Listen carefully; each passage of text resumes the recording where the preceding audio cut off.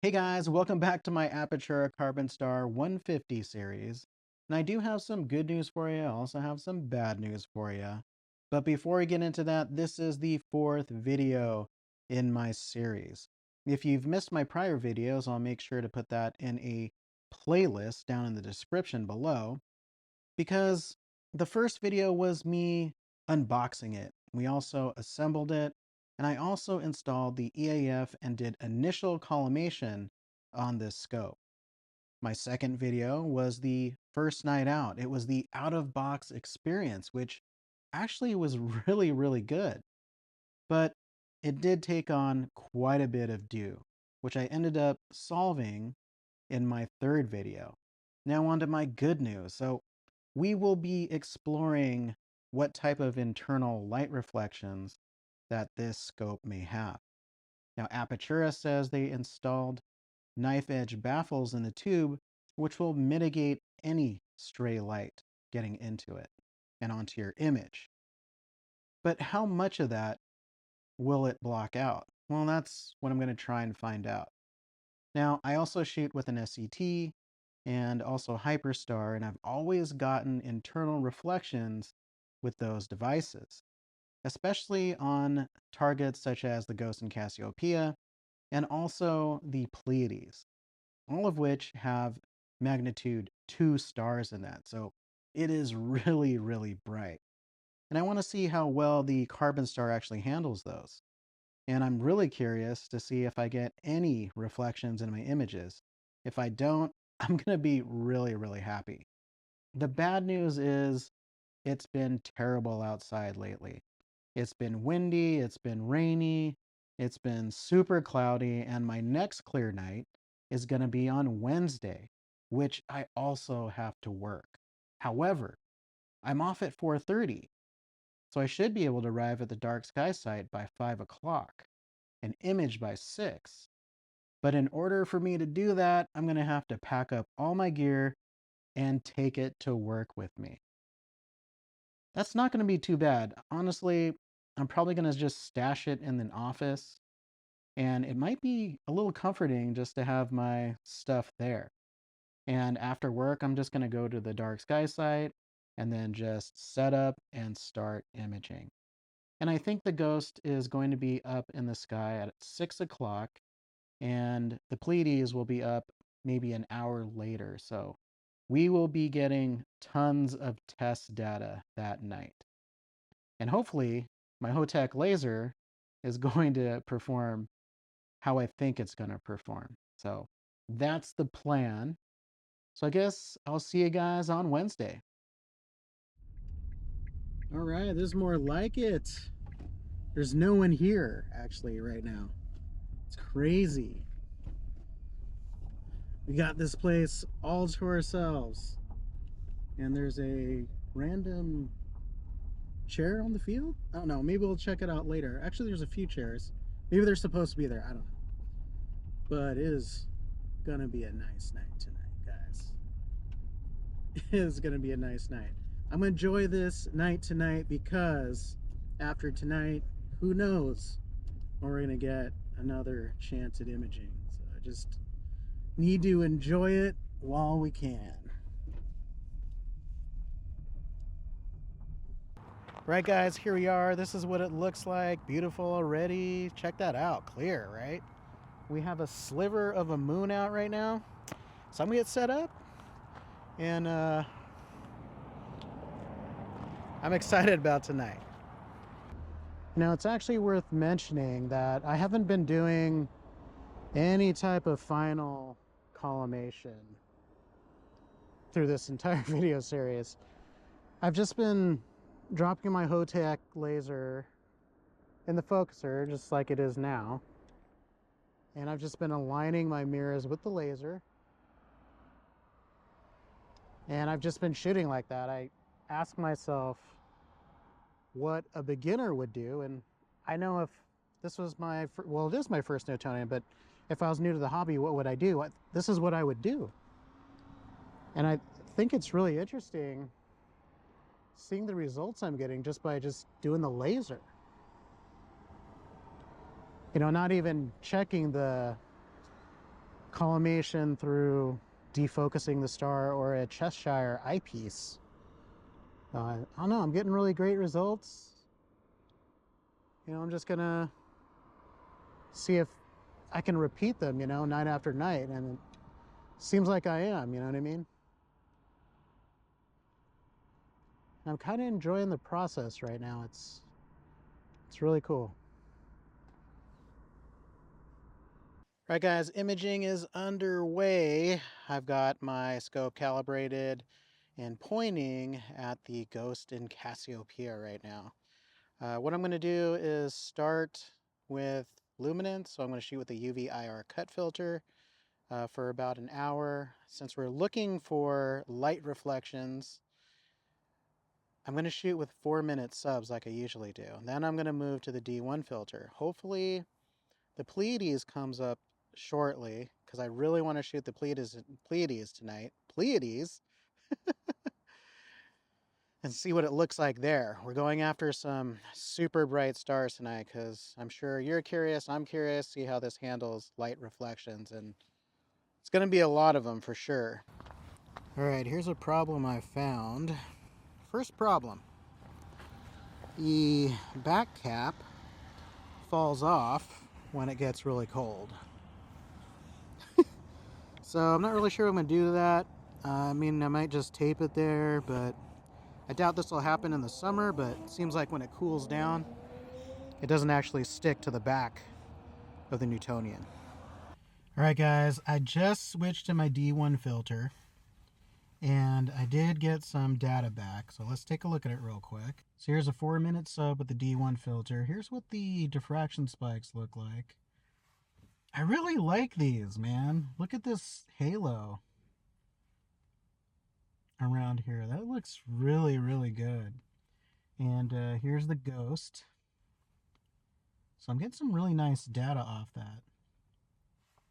I still don't see any reflections, right? Let's turn some of this stuff off. I mean, it's pretty darn clean, especially with this big bright star in here. Oh my gosh. And just for fun, let's take a look at the stars in the corners.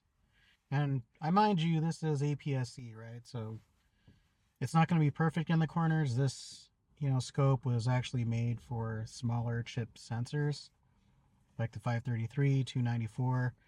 Anything past that, you know, Apertura has said, you know, it may or may not work that well. So let's take a look at it. Okay, so here's the bottom left-hand corner. You know, it's not bad, actually.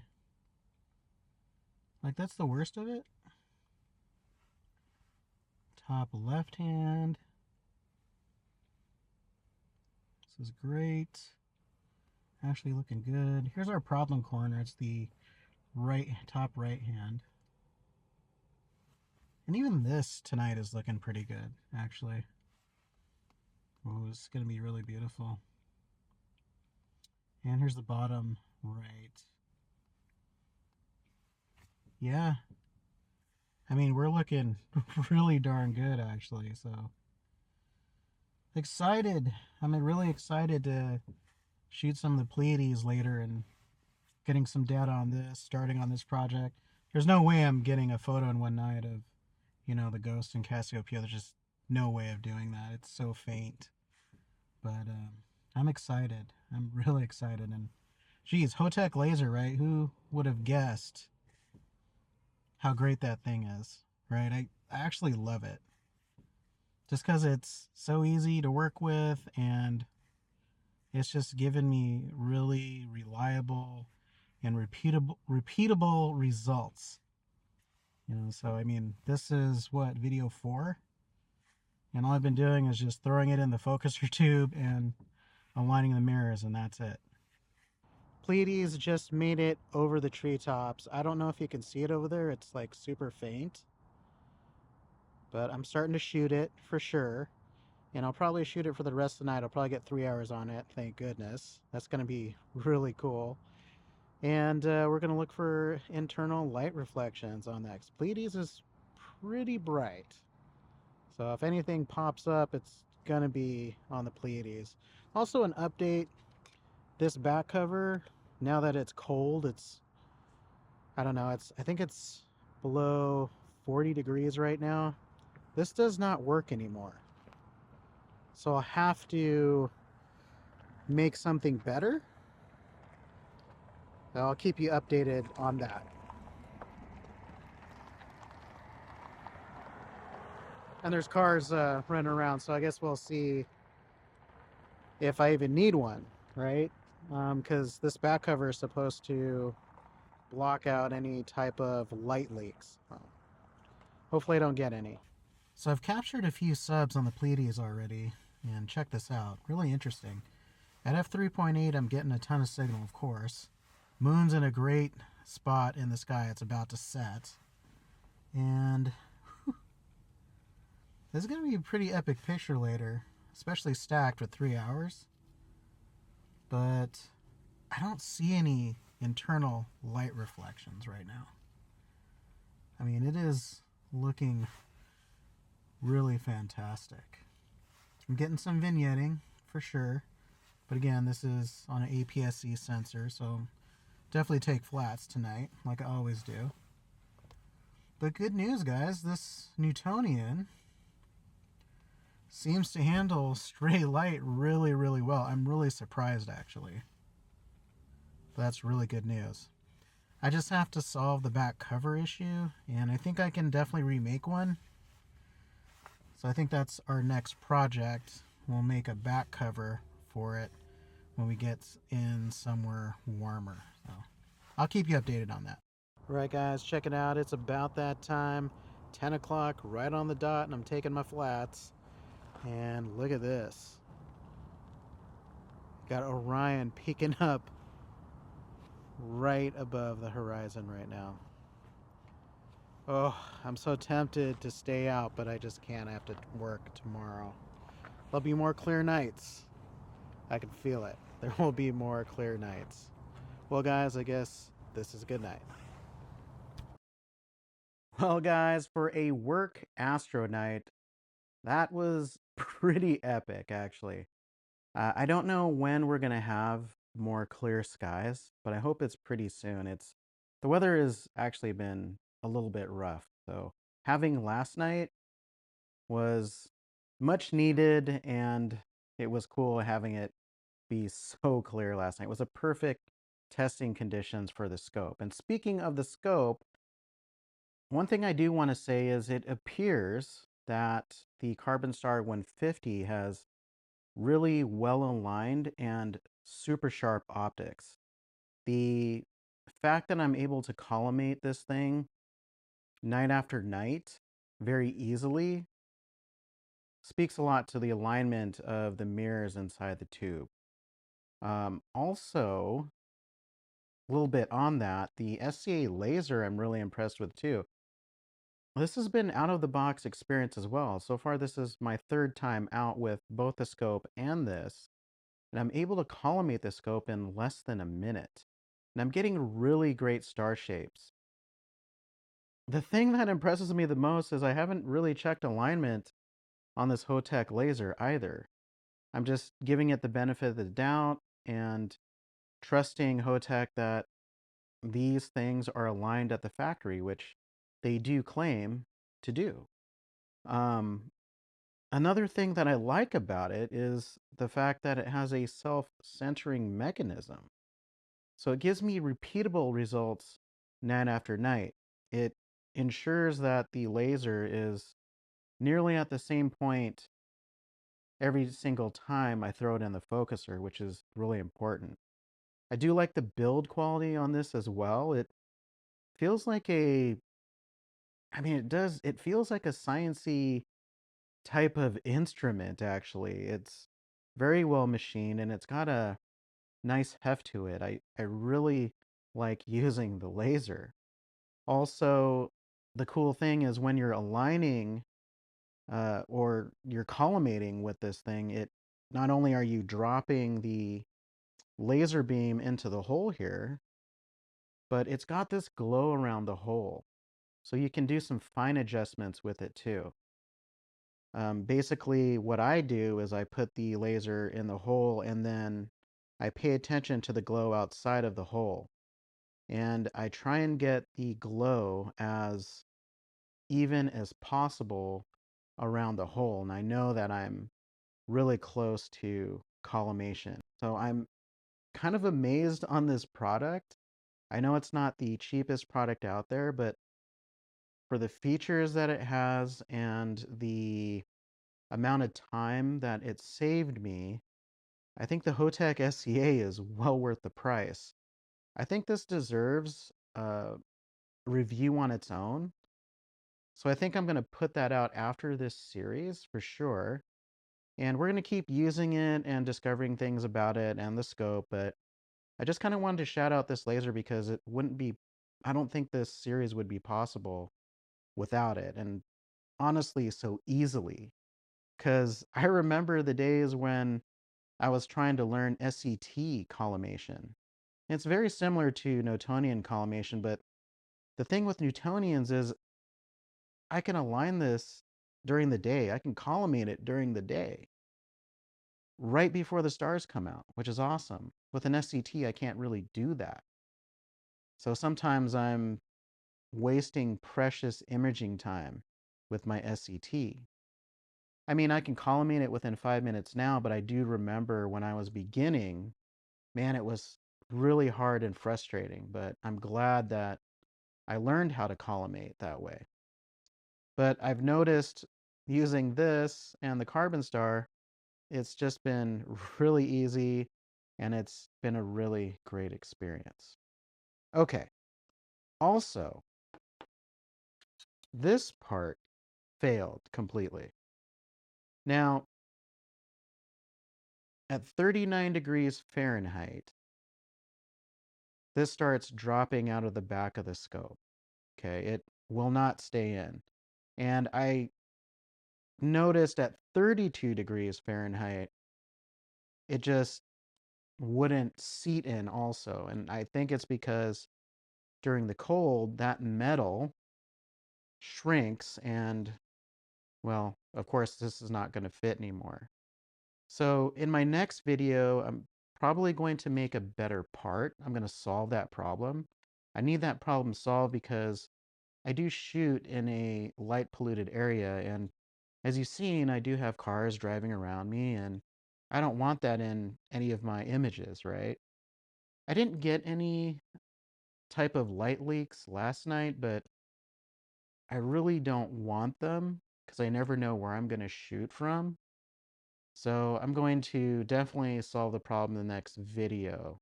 So make sure that you don't miss that one. Okay.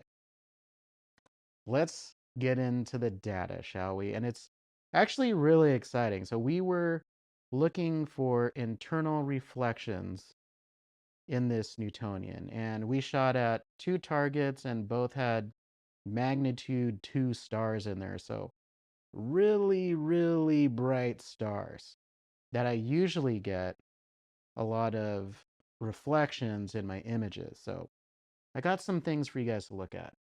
All right, first up is the ghost, and here's a single sub, just straight out of the camera. It's not even debayered, but I don't see any internal reflections, which is great.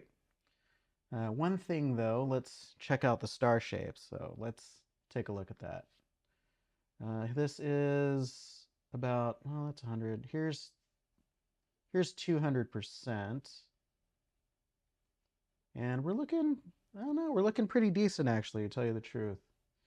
Nice and round here. Let's take a look at the bottom right-hand corner. And decent. So remember, I'm shooting through an APS-C sensor, and Aperture has been very open about this, where they say it'll work, but you might not get the performance in the edges on APS-C, but this is really, really good. If I shot this with what it was designed for, such as a 533, 183, 294, we would not see any of this. But this is looking great right now. And the bottom left-hand corner is doing really well. I am noticing, though, that as I get to the top, this is where my problem area is because it's been consistent throughout these 3 imaging nights. Thing is, it's very minimal, and it's not something I'm really worried about just because I don't think chasing down small things like this is worth my time. I really just want to enjoy my time out there, so I use Blur Exterminator to bring it in the rest of the way. But this is very minimal to me anyways. And the right-hand corner, let's take a look at that. And that's actually not too bad, to tell you the truth. I mean, this is acceptable to me. And the nice thing is we're not getting any internal reflections from that really bright star over there. And dude, look at these diffraction spikes, man. Oh man, I've been wanting to get diffraction spikes in my photos for so long, but I've been really scared to use a Newtonian just because of the collimation and the problems that I hear about. But this experience has been really, really good so far. But I love how dramatic these spikes are, which is cool. All right, and for good measure, I did stack the data that I got from the Ghost, and I didn't get that much actually. I think I got like 40 minutes maybe. It wasn't a lot because the Pleiades came up really quickly. So let me bring that stack up. Here it is here. And again, no internal reflections that I can see in this photo. All right, so let's take a look at the main imaging target, the Pleiades. I was really excited to get this, and I've been wanting to get this for a while. I mean, ever since I've gotten the scope, because I want these overly dramatic, over-the-top diffraction spikes. I mean, this is why I bought this Newtonian, and I definitely got those. So let's check out a single sub first so you can take a look what it is just out of the camera. So here we're zoomed in. Let's see, there's 200%. Stars are looking okay. All right, nice and round. And bottom right hand corner again. You can definitely see the shapes on it, and they're looking pretty decent, to tell you the truth. Bottom left hand corner, no issues there. And here's where we're getting into the weeds a little bit. So top left hand corner, I'm seeing a little bit of elongation there. Looks like coma to me, not a big deal. And the far right hand side, again, looking great, especially for APS-C. So remember, if we used a more cropped in sensor, we would not see any of these issues. But to me, this data is looking really, really good. All right. And as I was processing it, and to my surprise, I actually only got 2 hours on the Pleiades, and it was because I was chasing down problems with the cap. I mean, I tried putting it on and it just wouldn't stay on, right? So I wasted almost an hour trying to fix that up, but I was very unsuccessful. But here is 2 hours on M45. Let me move this out of the way. Oh my gosh, how long has that been in shot? Sorry. Okay, so let's take a look at it. Here is my photo, and this is kind of a midpoint in my editing. And what I started noticing as I was stretching the data was all the stardust I was getting in 2 hours. I not only got the Pleiades, but I also got all this dust data here, which was a big surprise to me, actually. And I got a lot of it, to tell you the truth. I mean, from a Bortle 6.7, I mean, this is actually really good. You know, I'm got a lot of data at f3.8 for sure. It is a larger aperture, but I wasn't expecting this much detail, especially in 2 hours. So this is really impressive. And I love these diffraction spikes. And the halos around the stars are awesome. I mean, I've been wanting photos like this for such a long time. And this is the center of the photo. And everything's looking great in here. I did add 20% blur exterminator to this. And if we look at the corners, there's my most problem corner here. It's looking wonderful. I mean, I have nothing to complain about on this one. Now, I mentioned this was the midpoint in my editing. I actually brought the black point up a little bit on there, and I'm going to just put this here on the side just to get a little bit more contrast, and I ended up with this, which I lost some of the dust data, but the thing is that just means I need more exposure time. Remember, I only got 2 hours on this target, so I like this the best just because it brought in a lot more of the color, brought a lot more in the contrast. But these diffraction spikes from this Newtonian is something I've wanted probably since the beginning of my Astro journey. And finally, I'm here nearly 5 years later, but it was well worth the wait. So I don't know. I mean, look at all this dust and the reflection nebula and just the colorful stars. I am really impressed with the Carbonstar 150, and the fact that I'm not getting any internal reflections even on the Pleiades here, because I'm not seeing that at all. It's really amazing, you know? This is supposed to be a budget scope, right? And so I appreciate all the work that Apertura has put into this to ensure a good experience, and I think they were pretty successful with the shortcoming of the cap, which we're going to fix. I think the rollout on that has been exceptional. So I don't know. I love this scope and I can't wait to get it out again. Hopefully I'll have another night out.